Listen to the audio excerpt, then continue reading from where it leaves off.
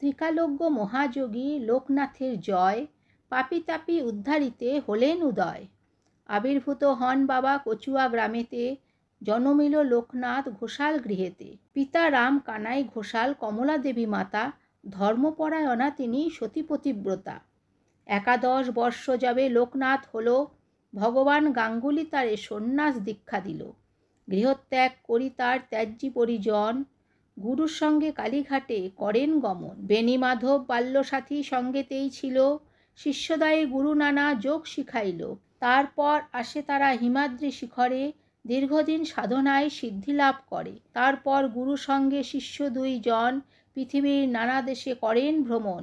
বিভিন্ন ধর্মের তত্ত্ব জানিবার তরে, উপস্থিত হন মক্কা মদিনা নগরে। কাবুলে আসিয়া মোল্লা সাদির ভবনে, কোরআন শরীফ পাঠ করেন যতনে।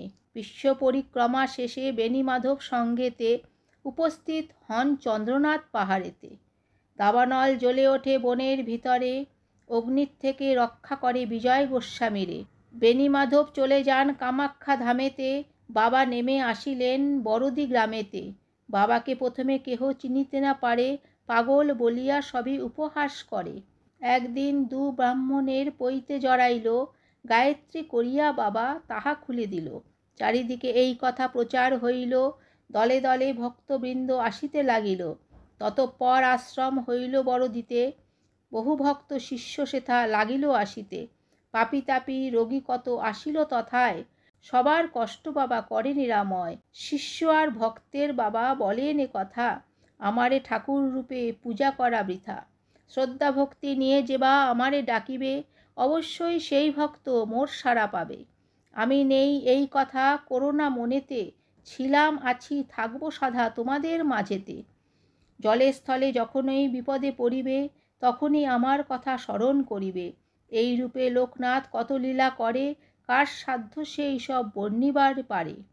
160 বৎসর বাবার বয়স হইল, মর্তধ্যান ত্যাজ্যিতে বাবার ইচ্ছা হলো। 1297 সাল 19 জ্যৈষ্ঠতে দেহত্যাজ্যে যান বাবা অমর লোকেতে। যার ঘরে বাবার চিত্র রাখিবে যতনে, অন্য কষ্ট থাকিবে না তাহার ভুবনে। রোগ শোক দুঃখ কষ্ট সব দূরে যাবে, পুত্র পৌত্র সহ সবে আনন্দে থাকিবে। বাবার পাঁচালী যেবা পড়ে কিংবা শুনে, পুণ্যবান সেই জন সদা রেখো মনে। কোনো মন্ত্র কোনো দীক্ষা নাই তার নামে, তার নামই মহামন্ত্র এই মর্তধামে। যত বেশি তার নাম উচ্চারিত হবে, মানব কল্যাণ তত অধিক হইবে। অথ মহাযোগী লোকনাথ বাবার পাঁচালী সমাপ্ত।